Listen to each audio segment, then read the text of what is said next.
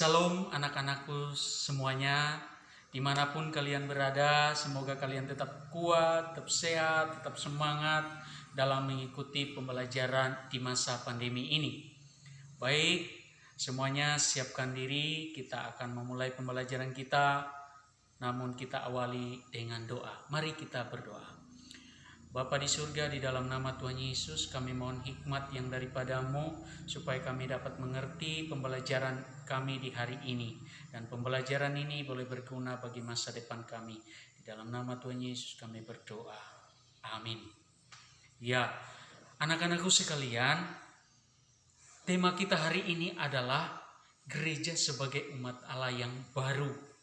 Nah, yang menjadi firman Tuhan atau dasar untuk pembelajaran kita hari ini adalah Kisah Para Rasul 2 ayat 1 sampai 47, 1 Petrus 2 ayat 9 sampai ayat 10, kemudian Yeremia 31 ayat 31 sampai 34. Oke. Nah, Bapak perlu sampaikan juga yang menjadi kompetensi dasar dalam pembelajaran kita hari ini adalah yang pertama, menghayati karya Allah dalam pertemuan gereja. Dan yang kedua, menghargai karya Allah dalam pertemuan gereja. Dan yang ketiga adalah memahami karya Allah dalam pertemuan gereja.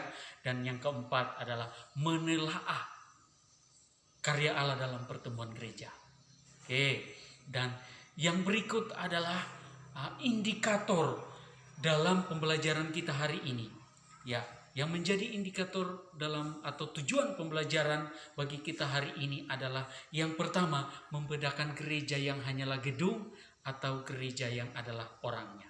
Dan yang kedua, menjelaskan mengapa gereja memiliki ciri-ciri yang khas sebagai kritik terhadap orang Yahudi. Dan yang ketiga, menjelaskan tentang eklesia. Ya, dan yang keempat adalah menjelaskan beberapa aspek pergumulan gereja di masa lampau dan masa kini. Ya, baik, kita akan mulai anak-anakku sekalian.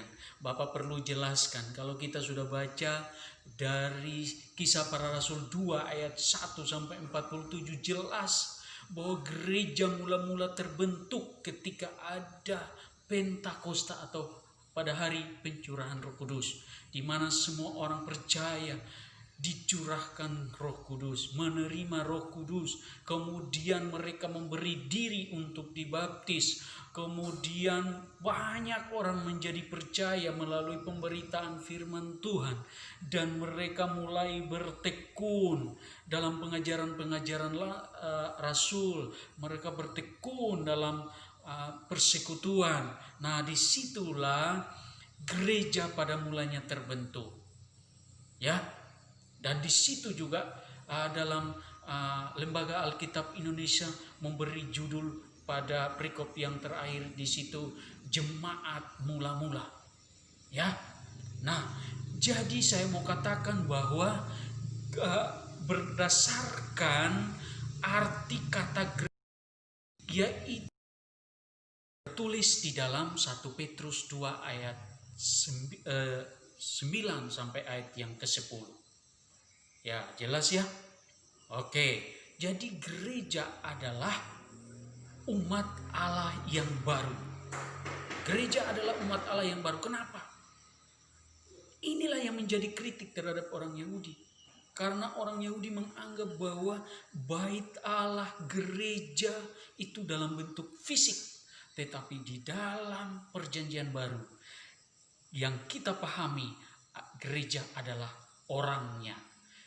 Tidak tahukah kamu bahwa tubuhmu adalah bait Allah dan bahwa Allah diam di dalam kamu?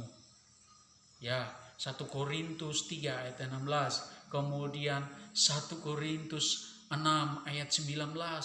Tidak tahukah kamu bahwa tubuhmu adalah bait Roh Kudus dan bahwa Roh Kudus diam di dalam kamu? Ya. Mengapa demikian?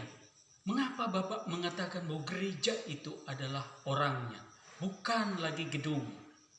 Ya, mari kita bahas bersama-sama. Kata gereja berasal dari kata igreja dalam bahasa Portugis dan iglesia dalam bahasa Spanyol dan eklesia dalam bahasa Yunani.